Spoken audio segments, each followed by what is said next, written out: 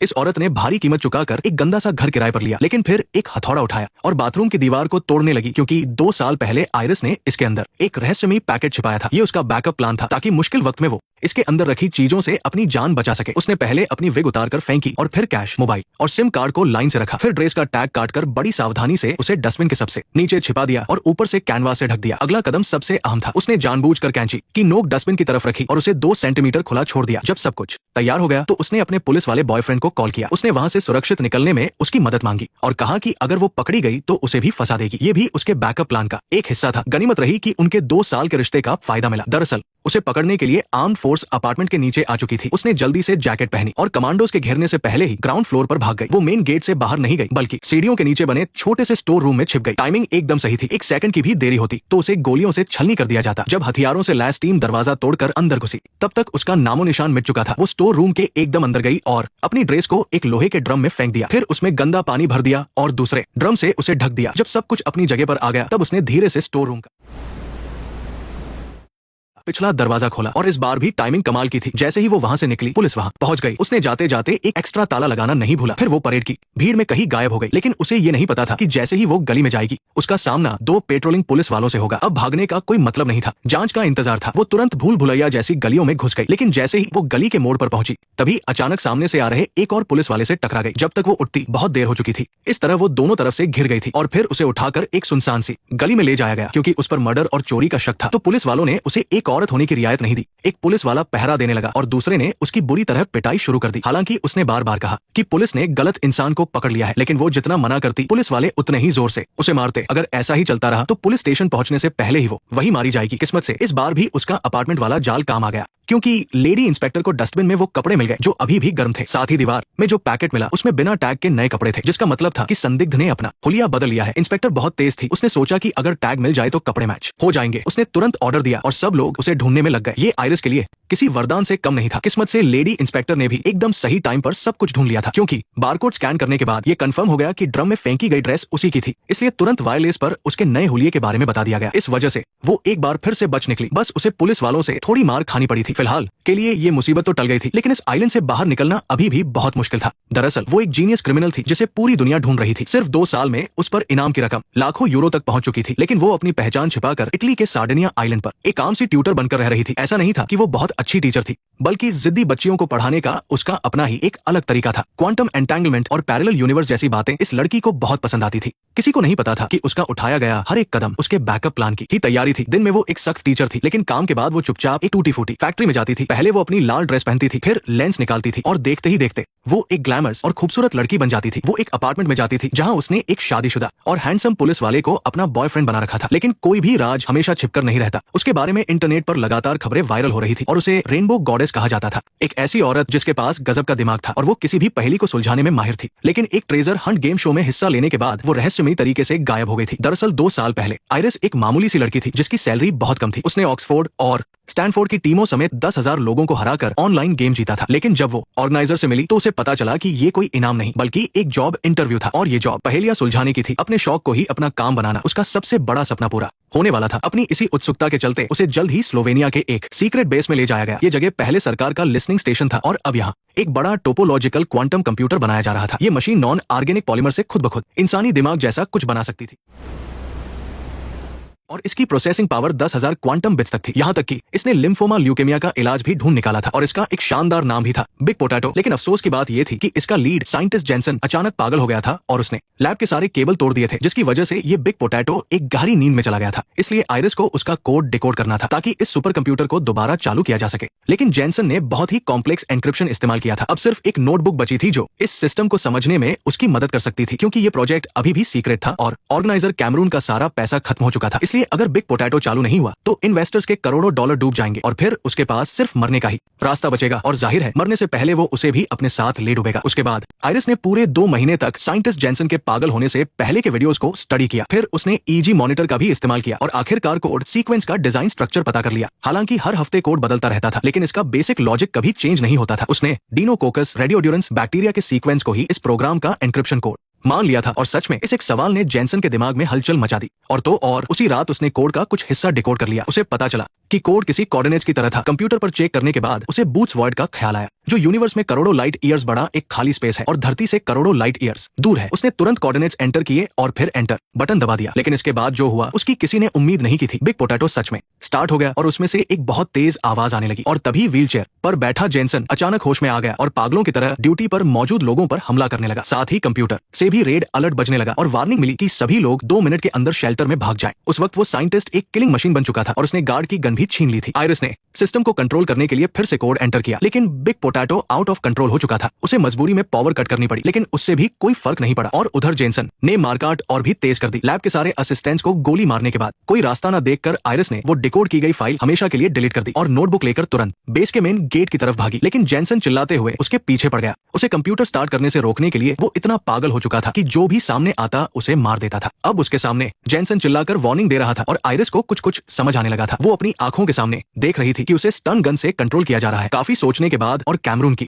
बातों में ना आते हुए उसने वहां से भागने का एक बड़ा फैसला किया। उसे पता था कि कंप्यूटर में कुछ प्रॉब्लम है और इन्वेस्टर्स कुछ गहरा राज छिपा रहे हैं, इसलिए वो नोटबुक लेकर मीलों दूर उस सुनसान जगह से भाग निकली। उसके लिए डिकोड करने से ज्यादा जरूरी जिंदा रहना था, इसलिए वो भागकर इस आइलैंड पर छिप कर रहने लगी थी, जब तक कि एक दिन उसके टेलीस्कोप खरीदने की खबर लीक नहीं हुई और कुरियर स्टेशन के कैमरे ने उसकी फोटो नहीं ले ली और वो फोटो तुरंत रोम की स्पेशल फोर्स के कुछ भ्रष्ट अफसरों तक पहुंच गई। इनाम के लालच में उन्होंने अपने बॉस को भी ये खबर दे दी और इस तरह वो उन पुलिस वालों की एक्स्ट्रा इनकम का जरिया बन गई। आयरिस ने अभी तक पासवर्ड ढूंढने की उम्मीद नहीं छोड़ी थी और अक्सर नोटबुक की कॉपी निकालकर स्टडी करती थी, लेकिन उसमें बने अजीब डिजाइन्स को वो बिल्कुल भी डिकोड नहीं कर पा रही थी। उधर डार्क वेब पर उस पर रखा गया इनाम बढ़ता जा रहा था और अब वो लाखों यूरो तक पहुंच चुका था। इसलिए उसने टेलीस्कोप खरीदा था ताकि तारों को देखकर शायद अपनी किस्मत आजमा सके। उसे लगा कि शायद सितारों में उसे नोटबुक का कोई सुराग मिल जाए, लेकिन तभी जंगल में से एक आदमी के चिल्लाने की आवाज आई। दरअसल उसने जो जानवरों वाला जाल बिछाया था उसमें उसे पकड़ने आया बाउंटी हंटर फंस गया था। वो जैसे ही आगे बढ़कर देखने लगी, उस पर गोलियों की बारिश होने लगी। अच्छा हुआ कि उसके पास गोलियां कम थी। कुछ ही देर में आयरिस ने एक लकड़ी से उसे बुरी तरह पीट दिया। उस आदमी के पास कोई आईडी नहीं था और वो कुछ भी बोलने को तैयार नहीं था। वो उसकी जान बचाने के लिए फर्स्ट एड किट लेने गई, लेकिन जब वापस आई तो देखा कि वो आदमी वहां से गायब था। उसने तुरंत रात के अंधेरे में आगे जाकर ढूंढा तो देखा कि वो पहाड़ी के नीचे अपनी कार में वापस जा चुका था। लेकिन इससे पहले कि वो कुछ समझ पाती उस पर गोलियां चलने लगी, इसलिए उसने जमीन से एक बड़ा सा पत्थर उठाया और पूरी ताकत से नीचे दे मारा। निशाना बिल्कुल सही लगा और वो सीधा ऊपर वाले के पास पहुंच गया। रात के अंधेरे में उसने कार को हाईवे की टूटी हुई रेलिंग से नीचे गिरा दिया। उसने सूखी लकड़ियों से आग जलाई और कार पर पेट्रोल डाल दिया। फिर उसने ऐसा सीन बना दिया जैसे नींद आने की वजह से कार खाई में गिर गई हो और फिर वो दौड़ती रही और सुबह होने पर उसी पुराने स्टोर रूम में पहुंच गई। वो हर खतरे का डटकर सामना कर रही थी, लेकिन अंदर से उसे कुछ बुरा होने का एहसास हो रहा था, क्योंकि उसी वक्त स्पेशल फोर्स के 2 पुलिस वाले भी आइलैंड पर आ चुके थे। जैसे ही वो समंदर किनारे वाले घर में लौटी, उसने दूर से ही देखा कि कोई घर के अंदर कुछ ढूंढ रहा है। वो चुपचाप खिड़की के पास गई और उन दोनों के बारे में जानने की कोशिश करने लगी। ऐसा लग रहा था कि वो कैमरून को नहीं जानते थे और फोन पर बात करते हुए सुना कि नोटबुक मिलने पर भी उन्हें बहुत बड़ा इनाम मिलेगा। उसे नहीं पता था कि वो पुलिस वाले थे, लेकिन उसे जल्दी ही समझ आ गया कि फ्लोर के नीचे छिपा सेफ अब सुरक्षित नहीं है। उनके हाईटेक गैजेट्स के सामने पासवर्ड लॉक कुछ भी नहीं था। अच्छी बात यह थी कि अंदर सिर्फ 2 हार्ड ड्राइव और नोटबुक की कुछ कॉपी ही थी, लेकिन तभी दीवार पर उसकी परछाई ने उसे पकड़वा दिया। वो तुरंत मुड़ी और जंगल की तरफ भागने लगी। दोनों पुलिस वालों ने भी गन निकाली और उसके पीछे दौड़े। अच्छी बात यह थी कि उसे आइलैंड के रास्तों के बारे में सब पता था, लेकिन पुलिस की फुर्ती देखकर वो भी हैरान रह गई। दरअसल आज सुबह ही पुलिस ने उसके बनाए कार क्रैश के सीन को अपने कब्जे में ले लिया था और कल रात जो बाउंटी हंटर मारा गया था वो भी उसी स्पेशल फोर्स का पुलिस वाला था। वो जल्दी से बोट लेकर वहां से निकलना चाहती थी, लेकिन बोट डॉक पर पुलिस की कड़ी चेकिंग चल रही थी। अब उसे अपने पुलिस वाले बॉयफ्रेंड की मदद लेनी थी। जाहिर है एक पुलिस वाले को मारने का अंजाम बहुत बुरा होता है। ऊपर से उनके पास उसकी फोटो भी थी। लेडी इंस्पेक्टर ने तुरंत पहचान लिया कि वो ट्यूटर है और वहां तक जाने का काम किस्मत से उसके उसी बॉयफ्रेंड को मिल गया। जल्दी ही उन्हें उस बच्ची के माता पिता से उसके अपार्टमेंट का एड्रेस मिल गया और इस वक्त वो किसी और ही बात से परेशान थी। उसने देखा कि उसके सारे बैंक अकाउंट फ्रीज हो चुके हैं और कैमरून का एक धमकी भरा ईमेल आया है। अगर वो कोड डिकोड करके उस सोए हुए सुपर कंप्यूटर को दोबारा चालू नहीं करती है तो एक किलर आकर सीधे उसके सिर में गोली मार देगा और फिर जब तक कि उसकी हालत अधमरी नहीं हो गई। उसने तुरंत एक फोन घुमाया और पता चला कि सामने वाले को पहले से ही मालूम था कि वो सार्डिनिया में छिपा है और उसने उसका मजाक भी उड़ाया कि वो अपने ही जाल में फंस गया है। उसने छिपने के लिए ऐसी सुनसान जगह चुनी जहां आना जाना बहुत मुश्किल है और अब उसकी हालत ऐसी हो गई है कि उसके पास न पैसे हैं और न कोई दोस्त। अब चोरी किया हुआ लैपटॉप वापस करना ही सबसे सही रास्ता है, लेकिन वो अपनी जान जोखिम में डालने को तैयार था, पर उस अहम चीज को वापस नहीं कर सकता था क्योंकि एक वैज्ञानिक इसके लिए पहले ही एक इंसान की जान ले चुका था। उसे इसके पीछे का सच जानना था। इसके अलावा अलावा सीरियल नंबर क्रैक करना कोई आसान काम नहीं था। प्रोग्राम हर हफ्ते अपने आप आधा नया पासवर्ड बना लेता था। हालांकि वह इस रहस्य को सुलझाने की अपनी लालसा को रोक नहीं पा रहा था, लेकिन अभी भी कुछ पन्नों का कंटेंट ऐसा था जो उसने पूरी तरह समझा नहीं था। और वैज्ञानिक के नोट्स में बिग पोटैटो नाम के इस कंप्यूटर को गॉड्स ईगो कहा गया था। शायद इसका मतलब था कि ये इंसानियत को खत्म कर देगा, या हो सकता है कि वैज्ञानिक के पागल होने के पीछे भी इसी दिमाग वाले बिग पोटैटो का ही हाथ हो, इसलिए इसे इतनी आसानी से हैक नहीं किया जा सकता था। इसे रीस्टार्ट करना पेंडोरा बॉक्स खोलने जैसा था। अब इन्वेस्टर्स का सब्र टूट चुका था। कैमरून ने जो इनाम रखा था वो भी खुद को बचाने की एक मजबूरी थी। इसके बाद अपनी गर्लफ्रेंड दी हुई खबर से वो बच निकला। मजबूरी में उसने ट्यूशन पढ़ने वाली छोटी बच्ची को कॉल किया। बच्ची को खतरे का कोई अंदाजा नहीं था, इसलिए वो बेझिझक मदद करने के लिए तैयार हो गई। और अगले ही पल वो बच्ची चुपचाप उसके समंदर किनारे वाले केबिन में पहुंच गई। दरवाजा खुला था। किसी ने सोचा नहीं था कि अलमारी का हैंडल इतना खास होगा। फर्श के नीचे छिपे हुए सेफ को पासवर्ड से खोलने के बाद उस हैंडल का असली काम शुरू हुआ। असल में उस सेफ के नीचे एक और सेफ था। उसके अंदर एक ब्रीफ केस था। बस इस चीज को जंगल में एक पेड़ के खोखले तने में छिपाना था और उसे ऊपर से ढक देना था। इतना करने से बच्ची की बहुत बड़ी मदद हो जाती और वो घर जा सकती थी। पर किसी ने सोचा नहीं था कि बच्ची की हर एक हरकत पर स्पेशल टास्क फोर्स की पैनी नजर थी। नतीजा ये हुआ कि पुलिस ने बिना किसी मेहनत के उस ब्रीफ केस को अपने कब्जे में ले लिया, जिसे वे कब से ढूंढ रहे थे। उस ब्रीफ केस में वही वैज्ञानिक की नोटबुक थी जिसने इतनी बड़ी आफत खड़ी कर दी थी। खुद मदद करने आई बच्ची ये सब बिगड़ते हुए नहीं देख सकती थी। उसने बिना कुछ सोचे समझे बहादुरी दिखाई और उस तगड़े पुलिस वाले के हाथ से सूटकेस छीनने की कोशिश की। सिर्फ उसके नाबालिग होने की वजह से सामने वाले ने घबराहट में गोली नहीं चलाई, पर जैसे ही बच्ची गाड़ी लेकर भागने लगी, पुलिस वाले ने जोर से कोहनी मारकर शीशा तोड़ दिया। उसकी आखिरी कोशिश भी बेकार गई और थोड़ी ही देर में गाड़ी एक पेड़ के तने से जा टकराई और बंद हो गई। वो बच्ची इसी तरह उनकी कैदी बन गई। ताकत के सामने अकलमंदी धरी की धरी रह जाती है। इसके बाद उसका फोन भी कुचल दिया गया। भ्रष्ट पुलिस वालों से बहस करने का कोई फायदा नहीं था। शुक्र है कि बच्ची के माता पिता ने रिपोर्ट लिखवा दी थी, जिससे पुलिस सही वक्त पर उस जगह पहुंच गई। इस वजह से एरिस का वो समंदर किनारे वाला केबिन भी एक ठिकाने के तौर पर पुलिस की नजरों में आ गया। उसने ये जगह नकली पहचान बताकर किराए पर ली थी, इसलिए उस पर एक नाबालिग को अगवा करने का इल्जाम भी लगाया। वैसे ये बच्ची बचपन से ही काफी शैतान थी, इसलिए उसके पिता ने पहले ही उसकी जैकेट में ट्रैकर लगा रखा था। उधर स्पेशल टास्क फोर्स के भ्रष्ट पुलिस वालों को भी समझ नहीं आ रहा था कि क्या किया जाए। वे बच्ची और सूटकेस को साथ ले गए ताकि उस आदमी से मिल सके जिसने नोटबुक के लिए पैसे देने का वादा किया था। और दूसरी तरफ एरिस को भागने के लिए फिर से अपने बॉयफ्रेंड से मदद मांगनी पड़ी, पर उसे नहीं पता था कि उसका बॉयफ्रेंड अब पलट चुका है और उसने स्पेशल टास्क फोर्स के कहने पर एक जाल बिछाया है। लेकिन वो उससे मिलने जाने से पहले ही अपने अगले कदम की पूरी प्लानिंग कर चुकी थी। उसने इस मामले पर नजर रखने वाले एक इन्फ्लुएंसर को कॉल किया और उसे अपनी एक्सक्लूसिव खबर देकर मदद मांगी। उसका भरोसा जीतने के लिए उसने सुपर कंप्यूटर बिग पोटैटो का सर्विलांस वीडियो भी भेज दिया। उसने कहा कि अगर वो उससे रोम में मिलने को तैयार हो जाए तो वो उसे ऐसी ब्रेकिंग न्यूज देगी जिससे उसे करोड़ों व्यूज मिलेंगे। और ये सब उस इन्फ्लुएंसर की सोच से कहीं ज्यादा बड़ा था। उसने कहा, मुझसे रोम में मिलो, मैं तुम्हें सब कुछ बता दूंगी, कल मिलते हैं, मैं तुम्हें कॉल करूंगी। एरिस ने एक मददगार ढूंढ लिया था और तब जाकर वो अपने बॉयफ्रेंड से तय की गई जगह पर मिलने आई। हालांकि उसे शक था, पर उस आइलैंड से बाहर निकलने की यही उसकी सबसे बड़ी उम्मीद थी। वो चुपचाप जाकर डिक्की में छिप गई। तय हुआ था कि वो उसे लंदन के बंदरगाह तक ले जाएगा, पर जैसे ही डिक्की खुली तो सामने एक बंदूक तनी हुई थी। उसकी स्टूडेंट को भी वही लाया गया था। ये साफ था कि उसके बॉयफ्रेंड ने उसे धोखा दिया है, लेकिन गद्दारों का अंजाम कभी अच्छा नहीं होता। जल्द ही कैमरून हेलीकॉप्टर से नीचे उतरा। अब अगर नोटबुक चाहिए थी तो सूटकेस को सही तरीके से खोलना जरूरी था। अगर पासवर्ड गलत हुआ तो अंदर मौजूद केमिकल्स की वजह से अंदर रखी चीज खराब हो सकती थी। इसलिए सच उगलवाने का सबसे अच्छा तरीका था कि उसके किसी करीबी को बुरी तरह पीटा जाए। तो कैमरून ने मौके पर ही इनाम की रकम बढ़ा दी और जल्द ही उसका पुलिस वाला बॉयफ्रेंड जमीन पर गिर पड़ा। पर उस धोखेबाज के लिए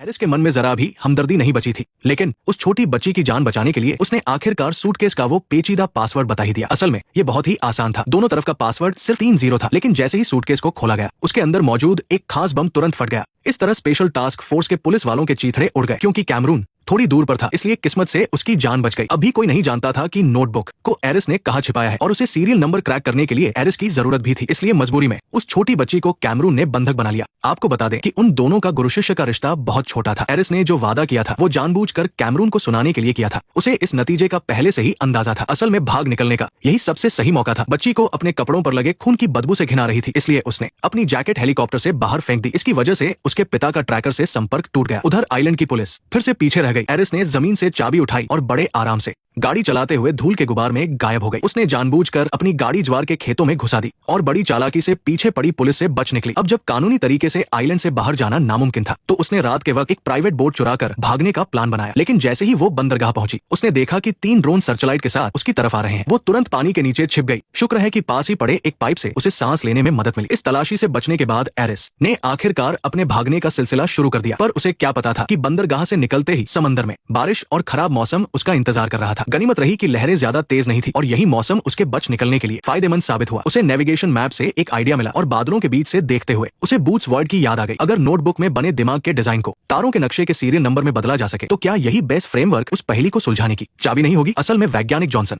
का सीरियल ही कंप्यूटर का पासवर्ड खोलने वाले एल्गोरिदम की जड़ थी। इसलिए अगले दिन सुबह सवेरे उसने मोटरबोट को वहीं छोड़ दिया और तैरकर किनारे की तरफ जाने लगी। पूरी रात भागदौड़ करने के बाद वो सार्डिनिया से इटली की मुख्य जमीन तक पहुंचने में कामयाब रही। फिर वो लगातार कई मील तक तैरती रही और एक ही सांस में समंदर के किनारे रेत पर पहुंच गई। दूसरों की नजरों में जिसे कोई भी फेंक सकता था, उस फोन को उसने बस अपने हाथ में लेकर कुछ बार टैप किया और चाहे पासवर्ड कितना भी मुश्किल क्यों न हो, 1 सेकंड में अनलॉक हो जाता था। उसके शरीर पर सिर्फ अंडरगारमेंट्स थे और पैर में जूते भी नहीं थे। उसने मुड़कर वहां मौजूद टूरिस्ट की तरफ देखा, लेकिन लड़कियों के सनबाथ वाले कपड़े बहुत ही कम थे और भागने के लिए बिल्कुल भी सही नहीं थे। इसलिए उसने अपना ध्यान वहां बैठे एक आम आदमी पर लगाया। दिमाग में एक बार प्लान बन जाने के बाद उसने सही मौका देखा और तुरंत अपने प्लान को अंजाम दिया। पहले उसने अपने नाप के स्पोर्ट्स शूज लिए और फिर अपने नाप के स्पोर्ट्स कपड़े चुरा लिए। इस तरह वो एकदम से बदलकर एक आम राहगीर जैसी दिखने लगी। उसके पास इंटरनेट वाला फोन था और साथ में कुछ स्नैक्स भी थे जिनसे उसे एनर्जी मिल सकती थी। किसने सोचा था कि डार्क वेब पर रखे गए इनाम में किसी अजनबी ने लाखों डॉलर्स और जोड़ दिए हैं। शुक्र है उसने पहले ही उस इन्फ्लुएंसर के साथ डील कर ली थी और दुनिया के सामने ये दिखावा किया कि वो अभी भी सार्डिनिया में ही फंसी हुई है। उसने तुरंत उसे रिप्लाई किया और अगले दिन मिलने का वक्त और जगह तय कर ली। पर किसी को इस बात का अंदाजा नहीं था कि जब वो इन्फ्लुएंसर इंटरनेट पर उसकी झूठी कहानी बता रहा था, तभी अचानक उसे आइलैंड की पुलिस का कॉल आ गया। हालांकि उसने अपनी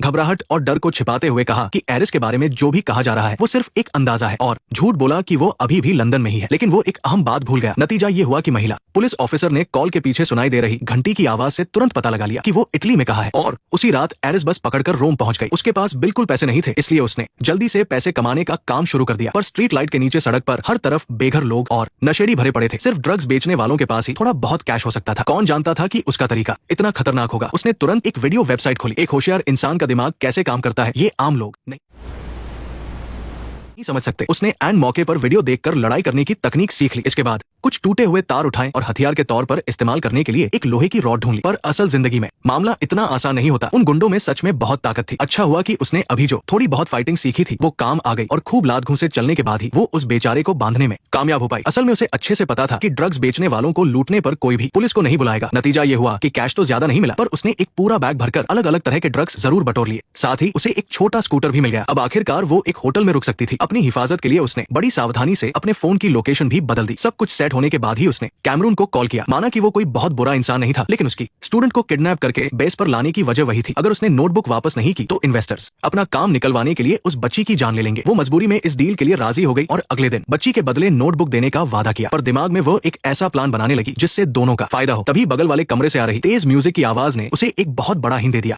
और अगले ही पल उसने उस बच्ची के म्यूजिक अकाउंट का पासवर्ड क्रैक कर लिया। तो जब वो बच्ची गाने सुन रही थी तो वो प्लेलिस्ट उसके लिए मैसेज भेजने का जरिया बन गई। उसने गानों के नाम इस तरह से लगा दिए कि वो बचाव का एक मैसेज बन गया जो बिल्कुल सही वक्त पर उस तक पहुंचा। सबसे नीचे एक वॉइस मैसेज भी था। वो चाहती थी कि बच्ची वैज्ञानिक जॉनसन को ढूंढे और उसका एक बाल लेकर आए। इससे वह सीरी नंबर का इस्तेमाल करके पासवर्ड क्रैक कर सकती थी। फिर वो नोटबुक भी इतनी जरूरी नहीं रह जाती। बच्ची हालांकि होशियार थी, पर वो इतने कड़े पहरे और सिक्योरिटी को कैसे चकमा दे पाती। अभी हालात बहुत ही खराब थे। एरिस के पीछे बहुत सारे लोग हाथ धोकर पड़े थे। बेस पर मौजूद कैमरून के अलावा इन्वेस्टर्स ने भी अपने आदमी भेज दिए थे जो लगातार दबाव बना रहे थे। और डार्क वेब पर रखे गए इतने बड़े इनाम की तो बात ही छोड़ दीजिए, साथ ही 3 और लोगों को कम नहीं आंका जा सकता था। आइलैंड की महिला पुलिस ऑफिसर उसे अपनी दुश्मन मान चुकी थी और बेकसूर मारे गए पुलिस वालों का इंसाफ चाहती थी। उसने इन्फ्लुएंसर पर नजर रखनी शुरू कर दी थी और उसका शक रोम की तरफ जा चुका था। दूसरा था स्पेशल क्राइम ब्यूरो का चीफ। उसने अपने काम का फायदा उठाकर वो इनाम का पैसा हथियाना चाहा था, पर बिना बात के उसके 3 पुलिस वालों की जान चली गई। अब उसके खिलाफ इंटरनेशनल वारंट जारी कर दिया गया था। ये अब पैसों के मामले से बढ़कर एक निजी दुश्मनी बन चुका था। उन्हें वह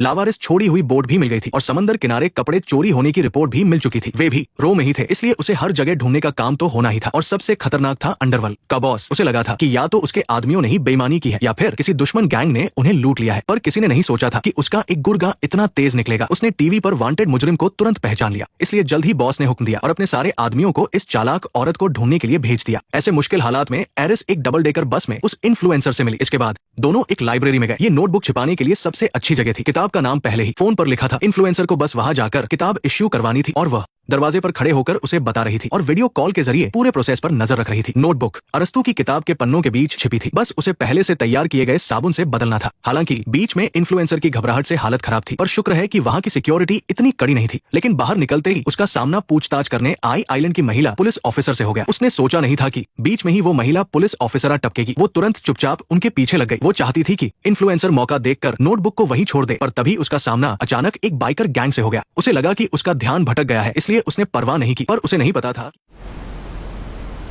पहले ही एक गुर्गे ने उसकी फोटो खींचकर ग्रुप में भेज दी है। शुक्र है कि वो सिर्फ पीछे से ली गई फोटो थी और बॉस किसी टूरिस्ट को पकड़कर मुसीबत मोल नहीं लेना चाहता था, इसलिए उसने सामने से एक फोटो खींचने को कहा तो वो गुर्गा उसके पीछे लग गया। उधर एरिस ने अपनी आंखों के सामने इन्फ्लुएंसर और पुलिस ऑफिसर को बिल्डिंग में जाते देखा। जैसे ही वो उनके पीछे जाने लगी तभी एक ट्रक से उसकी टक्कर होते होते बची। जब वो भागकर कंपाउंड में पहुंची तो देखा कि सिक्योरिटी डोर बंद हो चुका है। उसने जानबूझकर पूरी बिल्डिंग की डोरबेल बजानी शुरू कर दी। उसने डस्टबिन को सीढ़ी बनाया और एसी के पाइप के सहारे सीधा ऊपर चढ़ने लगा, लेकिन वो आधा ही चढ़ा था कि एक ड्रग डीलर के गुर्गे ने उसे देख लिया। उसे तुरंत कुछ बुरा होने का एहसास हुआ और तभी उसने 2 बाइक को वहां से गुजरते देखा। बिना ज्यादा सोचे जैसे ही कोई बाहर निकला वो चुपके से अंदर घुस गया, लेकिन उसे नहीं पता था कि गुर्गे की एक फोन कॉल उसके लिए और भी बड़ी मुसीबत लेकर आने वाली है, क्योंकि ड्रग डीलर का बॉस पहले से ही स्पेशल क्राइम ब्यूरो के रडार पर था। मजबूरी में बॉस और उसके सभी गुर्गे पुलिस की मदद करने के लिए रास्ते रोकने चले गए। अब आयरिस के अच्छे दिन खत्म होने वाले थे। इस वक्त वो एक वीडियो खंगाल रही थी और आखिरकार उसे उस ब्लॉगर के अपार्टमेंट का रूम नंबर मिल गया। चाहे लैपटॉप वापस मिले या न मिले, उसे ऊपर जाकर रिस्क लेना ही था। उसे उम्मीद नहीं थी कि ब्लॉगर ने खास उसके लिए दरवाजा खुला छोड़ा होगा। वो दबे पाव अंदर घुसी ही थी कि उसने सुना महिला इंस्पेक्टर अपने जूनियर्स को किसी की फैमिली फोटो दिखा रही थी और कह रही थी कि उसने पुलिस वाले का मर्डर किया है और घर भी तोड़े हैं, यहाँ तक कि अपने 2 साल पुराने लवर को भी मार डाला। ये सुनकर ब्लॉगर बुरी तरह घबरा गई। इससे भी बुरी बात ये थी कि महिला इंस्पेक्टर ने क्राइम सीन की फोटोज निकाल ली और बताया कि रोम के 3 और पुलिस वाले मारे गए हैं, एक जलकर खाक हो गया और बाकी 2 बम से उड़ गए। हालांकि इन बातों में पूरी सच्चाई नहीं थी, लेकिन आयरिस फिर भी चाहती थी कि ब्लॉगर उसका राज न खोले, पर किस्मत को कुछ और ही मंजूर था। जैसे ही महिला इंस्पेक्टर ने उसे इस केस की न्यूज डिटेल देने का लालच दिया, आयरिस समझ गई कि ब्लॉगर उनकी बातों में आ चुकी है। मजबूरी में उसने पहले से तैयार रखा हुआ बेहोशी का इंजेक्शन निकाला। जाहिर था कि लैपटॉप अब छुप नहीं सकता था। उसने अचानक से हमला करके महिला इंस्पेक्टर को बेहोश कर दिया और उसकी बंदूक दूर फेंक दी। वैसे इसमें पूरी गलती ब्लॉगर की भी नहीं थी, क्योंकि इंस्पेक्टर की बातें बिल्कुल झूठी भी तो नहीं लग रही थी। तभी उसे अचानक दिखा कि नीचे नजर रखने वालों की भीड़ बढ़ती जा रही है। अब वहां से बचकर निकलना लगभग नामुमकिन था। अगर उसे जिंदा बाहर जाना था तो महिला इंस्पेक्टर ही उसकी आखिरी उम्मीद थी, इसलिए उसने उसे तुरंत होश में लाने वाला इंजेक्शन दिया। इसी बीच स्पेशल क्राइम ब्यूरो की पूरी टीम वहां पहुंच चुकी थी। उनके पास भागने के लिए बहुत कम वक्त था। उनके फेवर में बस एक ही बात थी कि पुलिस को अभी तक उनका रूम नंबर नहीं पता था और उन्हें एक एक करके सारे कमरे चेक करने थे। लेकिन ज्यादा देर नहीं लगती। आयरिस आज नहीं तो कल पकड़ी ही जाती। उसे बस एक रिस्क लेना था ताकि महिला इंस्पेक्टर उसे वहां से निकाल ले और उसके बचने की कोई उम्मीद जागे। उसने समझाया कि उसने अपने लवर को नहीं मारा और बिना वजह पुलिस वालों को भी क्यों मारेगी। जैसे ही ब्यूरो के लोग कमरे में घुसे, आयरिस वहां से गायब हो चुकी थी। उसे महिला इंस्पेक्टर का पूरा सपोर्ट मिल गया था, जिसने झूठ बोल दिया कि आयरिस छत की तरफ भाग गई है। इस तरह उसने हथियार